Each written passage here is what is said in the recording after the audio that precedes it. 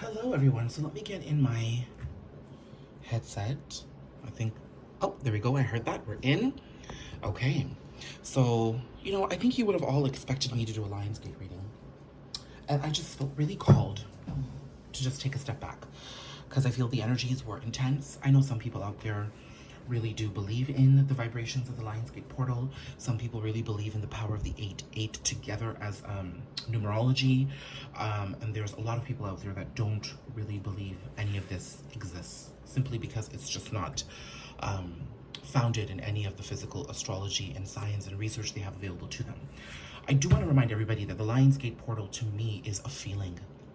It's a growing sense of independence. It's a growing sense of confidence. It's our sovereignty. It's our self-confidence. And it's our power coming through. And yes, I really do believe in the power of the number 8. It is a sign for me. I do believe it carries an abundance vibration. And I do believe, and my life has been proof that there's been a lot of illumination and a lot of truth and a lot of authenticity that's come up for us. And I think a lot of that has to do with the Leo season as well. So, however anybody may define the Lionsgate portal, whether they believe it to be true or not, I'm asking you to give your own gut, your own intuition, and your own belief the power. And of course, at the same time, it's really important that we don't give into any sort of toxic positivity and we don't move away or lose our grip on what's actually happening and the reality of the situation. It is a fine balance, but only you know how to manage that, okay? So with that said, oh look, the stars at the bottom of the deck. That's pretty significant for me because August 11th is the full moon in Aquarius. We had 2 full moons last year in Aquarius. This is a lunation of complete truth, clarity, illumination, authenticity, all the words I've just said. So there's a lot for you to acknowledge and understand here. Let me get my Reiki music on.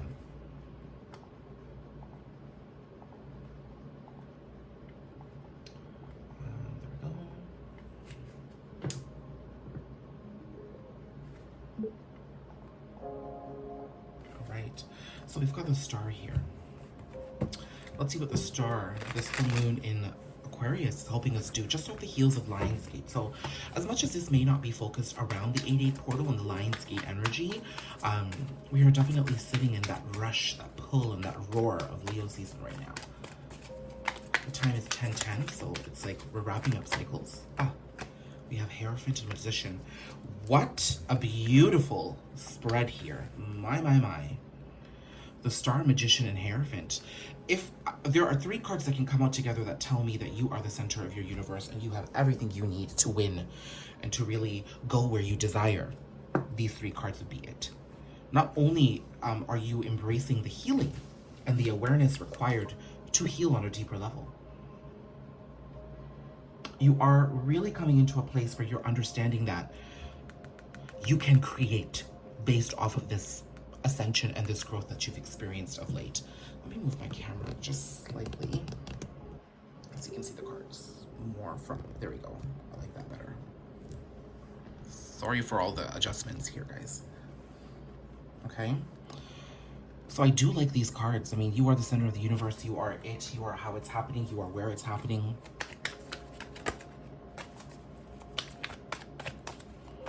I haven't used just the basic Rider-Waite Tarot in so long. These 2 cards have come out. We've got Strength. Wow, that's Leo season. And 8 of Pentacles. Wow. Now this always, when I got the 8-8 message, was very strong about the Lionsgate portal. And I know I said I wasn't making this specific. Look at this. Look at this. Look. I can't. Okay, so I described these 3 cards. Also, now the Star and the Strength coming here together. This is the full moon in Aquarius happening in Leo season. So there could have been a lot of movement, a rise in energy between the new moon in Leo, which I believe was July 28th or 26th, leading up to this August 11th full moon in Aquarius. There's just a lot of inner strength that I think that's coming about. And this inner strength is getting you to really acknowledge where you've done the work and where you're growing, where you are doing the work actively, and how you're really manifesting a new beginning for yourself. This is your new beginning.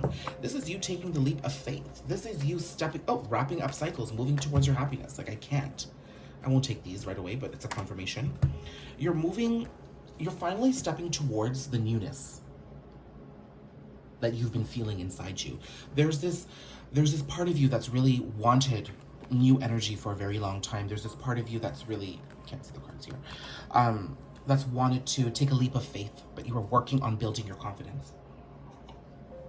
That required you becoming more aware, that required you letting go of things, that required you nurturing yourself, taking care of yourself, that required you to become aware and really start acting and living based off your truth and authenticity rather than just thinking it. So you began to manifest these new beginnings. Your growth and your abundance is being acknowledged here. And it's very universally guided. Now, with the strength of the Eight of Pentacles here, I am seeing that Lionsgate portal. I can't lie to you and say that when I got an 8-8 backing like this, especially with a card that indicated Leo season and then an 8 somewhere else in the deck, that was always screaming Lionsgate to me. And I'm not going to be that reader that, you know, talked about all that crap and then suddenly just ignores that message. Now, the beautiful thing about the Eight of Pentacles here is that it's an acknowledgement of the work being done. The universe is paying attention. The universe is noticing what you're doing. The universe is going to reward you. I think this light's too bright. Ah! No one's light is ever too bright. I take that back. Now let's see what's coming up for you in terms of awareness. We've got Seven of Cups. Queen of Swords. Nine of Pentacles. Okay, this tells a very, very easy story for me. And what I see here is that it's taking you some time to disconnect from things that were keeping you confused, holding you back, and maybe weren't allowing you to step into your independence and your complete sovereignty. I am seeing that there was a lot of emotions. With the Queen of Swords here, I'm seeing that you were in the past very Queen of Cups about certain things, very emotionally attached and connected to certain things that were harping on your wounds, that were bringing up some childhood memories, that were bringing up some triggers for you. And it was very difficult for you to move through those experiences. 1 second here.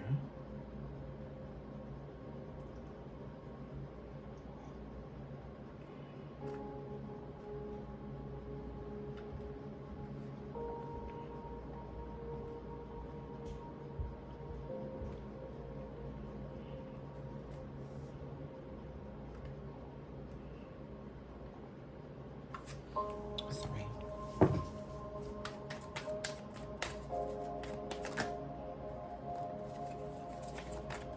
What were you connected to?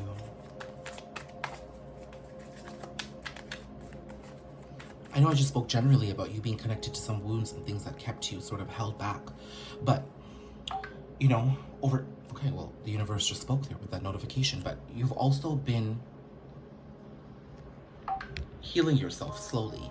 Each experience, each meditation, each sort of self-care opportunity has led you closer and closer and closer to this detachment. This detachment isn't you becoming suddenly cold-hearted and cruel. This detachment isn't you being shut off. Look, the sun. This detachment is you embracing your happiness, listening to your intuition, and now choosing to act in small ways to honor that. The Page of Swords isn't an immature energy here for me. It's saying that you've acknowledged the big sweeping strides and changes that were required by acknowledging your inner child wounds and acknowledging your happiness and staying true to this authenticity based off your intuition. But now you're taking small steps to move forward and integrate those lessons. Move through those lessons. And like I said, you're not suddenly emotionally detached or cruel or shut off.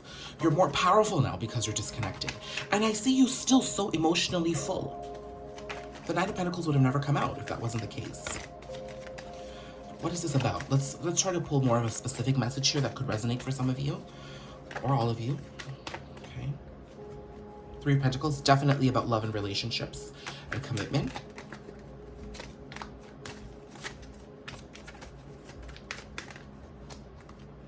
Knight of Wands.